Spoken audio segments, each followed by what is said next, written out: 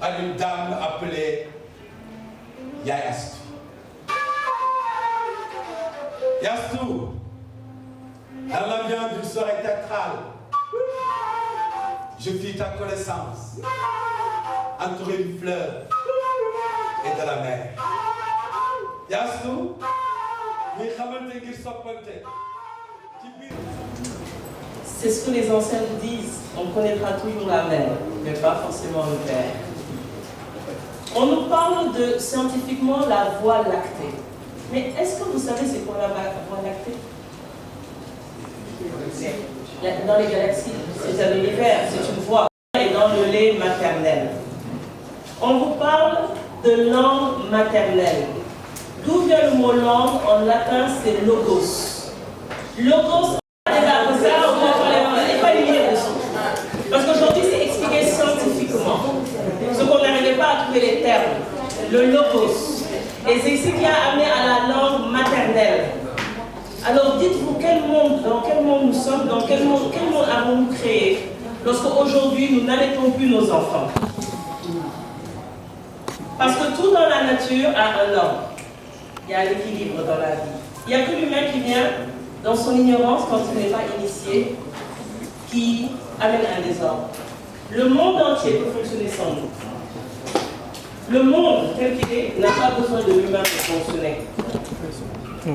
Auto-stabilisation, auto-nettoyage, des cycles qui reviennent naturels pour maintenir un équilibre.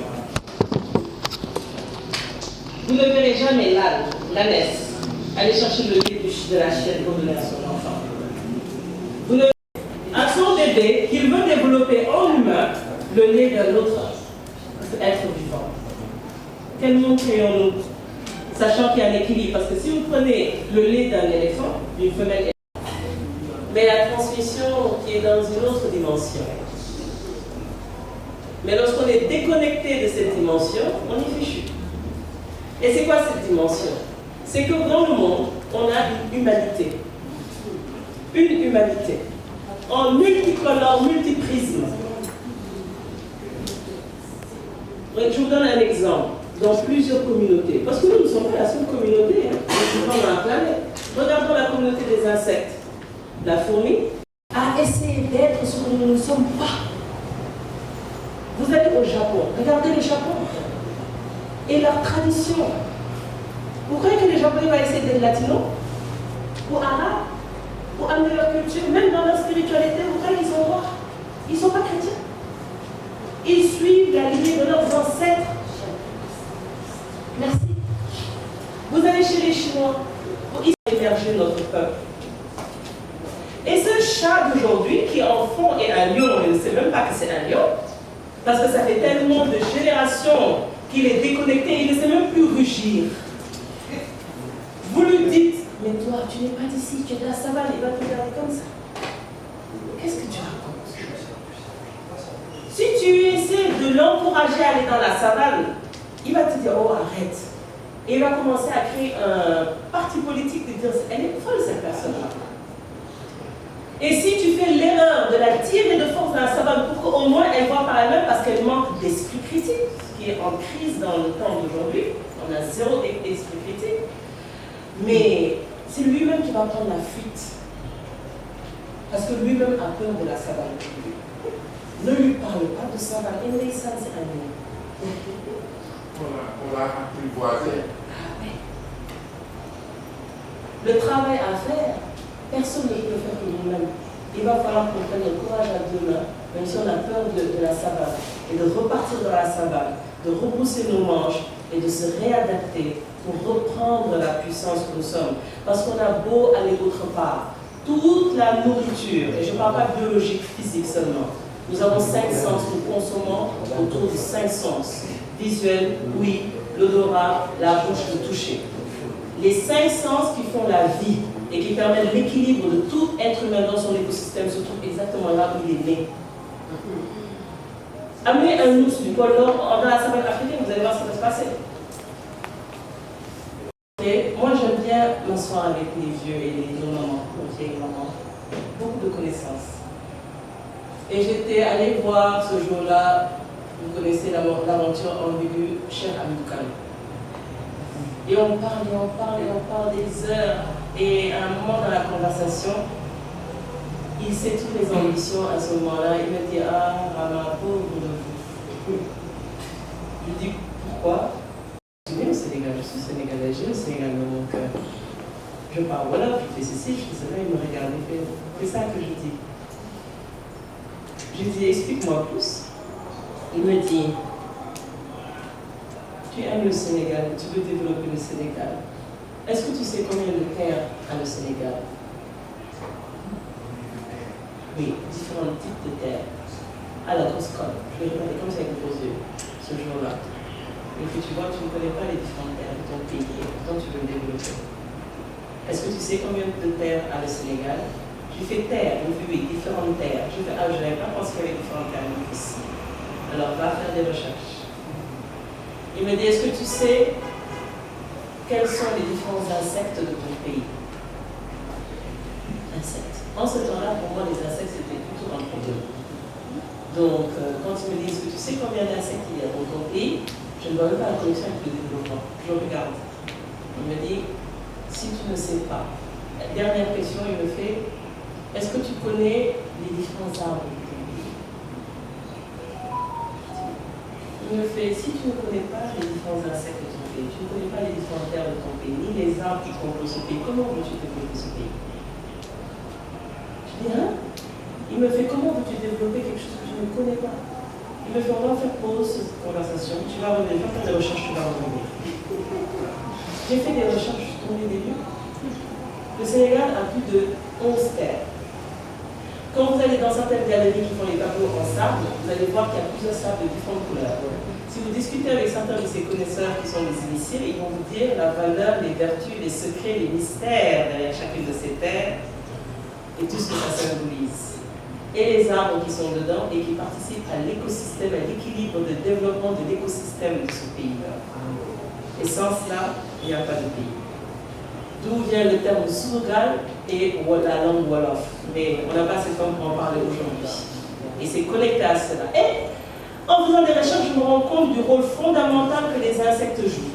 Parce que sans les insectes, aucun de nous ne peut vivre. À tel point que, en ce moment, dans le monde entier, les abeilles sont en train de disparaître. Et le jour où on va arriver à une extinction totale des abeilles, c'est la fin du monde. Ouais. Parce que sans les insectes, il n'y a pas de pollinisation. Donc les plantes ne sont pas pollinisées et il n'y a pas de fruits, il n'y a pas de légumes, il n'y a pas de feuillage, il n'y a pas d'arbres. Et on veut développer le pays. On repart aux bases. La simplicité, les bases.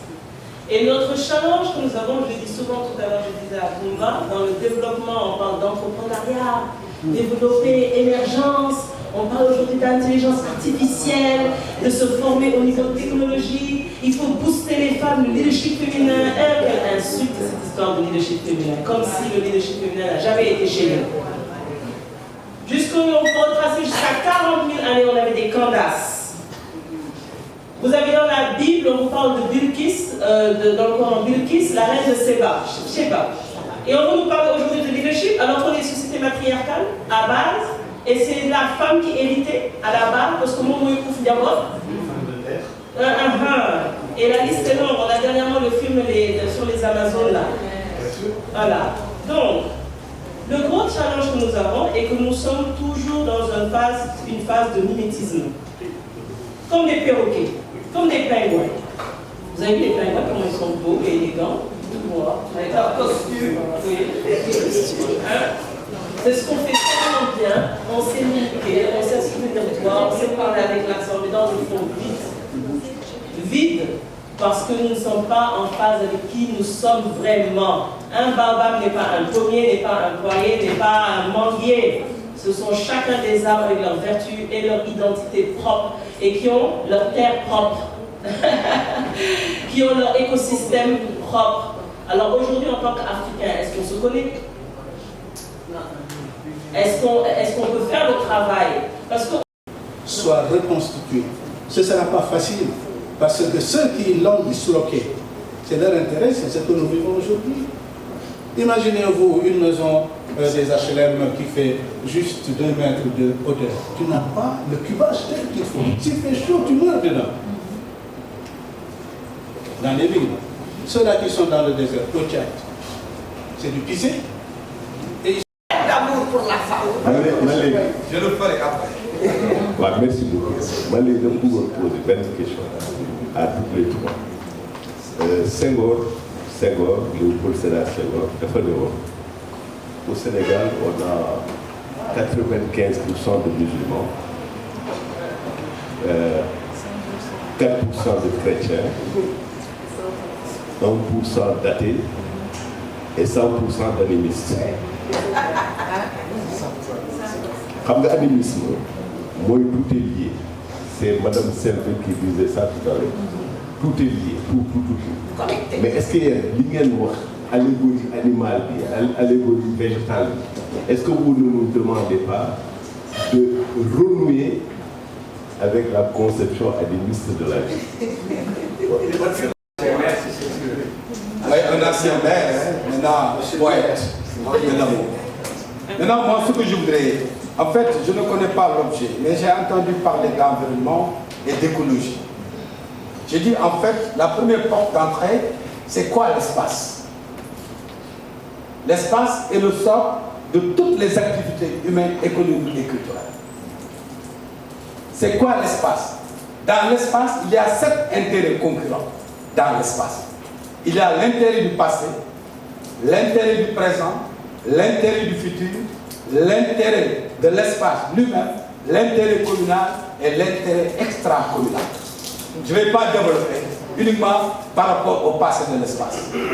Si vous allez à Sabodola, il y a plus d'or dans les cimetières que partout ailleurs à Sabodola. Ah oui? Et comment il faut faire pour exploiter? Est-ce qu'il y a à délocaliser les cimetières ou pas? Il y a des problèmes économiques qui sont là, des problèmes culturels et culturels. Donc tout espace a un passé. Vous ne pouvez pas exploiter un espace sans lui demander son passé. C'est pourquoi quelque part les gens se sont installés dans les zones inondables et bonjour les terrains. Et dans un espace, il y a 4 milieux.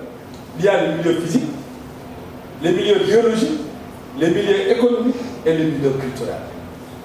Qu'on soit du passé, du présent, on doit tout connaître pour pouvoir développer cet espace. J'en ai terminé par rapport. Notre point. Diao, maire de la commune de Kolda, remercier chaleureusement Madame Sokhna Benga et les rencontres de merci d'avoir fait cette année 2022 la ville de Kolda, ville invitée d'honneur. Nous sommes profondément touchés et nous sommes reconnaissants comme l'honneur est aux dames. Je pense que Madame Sokhna Benga, les rencontres sur le fleuve méritent encore d'être applaudies. Vraiment, c'est ce que je voudrais dire et dire toute notre joie quand elle a foulé la terre de Kolda. Elle est restée pratiquement pendant 2 jours avec nous. Elle a découvert toutes les facettes de la culture de la Casamance et de la culture de Kolda. Nous en sommes fiers. C'est pourquoi nous avons décidé d'être là pour accompagner le festival à de beaux jours devant lui. Merci, Monsieur le ministre. Merci aux autorités. Merci à vous. Merci, professeur. Il est professeur et il est écrivain en même temps, hein, il ne faut pas l'oublier. Voilà, merci professeur. Alors, on va passer la parole au doyen. Wélé. Merci beaucoup. Salam alaikum. Yéen de seen toogaay bi am na njëriñ lool. Esprit critique. Le ministre sait ce dont je parle. Il est philosophe. Esprit de critique. wax dëgg yàlla amul njëriñ ma di la ñaan lépp lu nga xam ne mën ngeen def ko pour xale yi bañ jaawale compte ak maye. bu ne léegoo lu ñu lëppam lu ñuy maye réewal nit ñi si compte beneen affaire la l'échange beneen affaire la yow it dëgg yàlla de médecine traditionnelle génn na fi daal kii dafa am solo trop waaw alimentation bu baax yi tam traditionnelle am solo trop. Ceci étant, pour être très succinct, je voudrais saluer à nouveau Monsieur le ministre El Hadj Kassé. El Hadj est un personnage complexe et un acteur très dynamique. En lui s'exerce une approche dialectique très intéressante. Hélas, est écrivain. D'ailleurs, lauréat du Grand Prix du chef de l'État pour les lettres. Hélas, est homme de culture. Hélas, est philosophe. Hélas, est homme de communication. Ce qui fait de lui quelqu'un, évidemment, aidé en cela par sa volonté, ce qui fait de lui un homme en situation dans son monde. Très dynamique. Jean-Paul Sartre ne disait-il pas: on ne peut pas tirer son épingle du jeu. Serions-nous muets et quoi, comme des cailloux, notre passivité serait une action. Fin de citation. Il ne s'arrête pas là. À l'instar de Sokhna Penka, ça pertinemment que c'est la vie en société qui vaille. La société nous accueille avec beaucoup d'esprit. Il faut accepter d'y vivre en étant utile. L'homme en dehors de la société perd ses qualités de rayonnement. Bien que parfois le recouvrement soit utile, quelque chose comme les résidences d'écriture. Pour terminer, je voudrais saluer Madame André Maritain et lui dire de me saluer Monsieur le professeur, le philosophe. Karl Marx. Le professeur. Oui, vous avez fait la conversation. Elle fut mon professeur aussi. À la façon.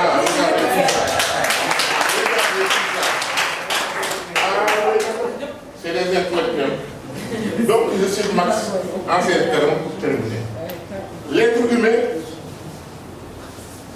n'est pas cette abstraction inhérente à l'individu isolé.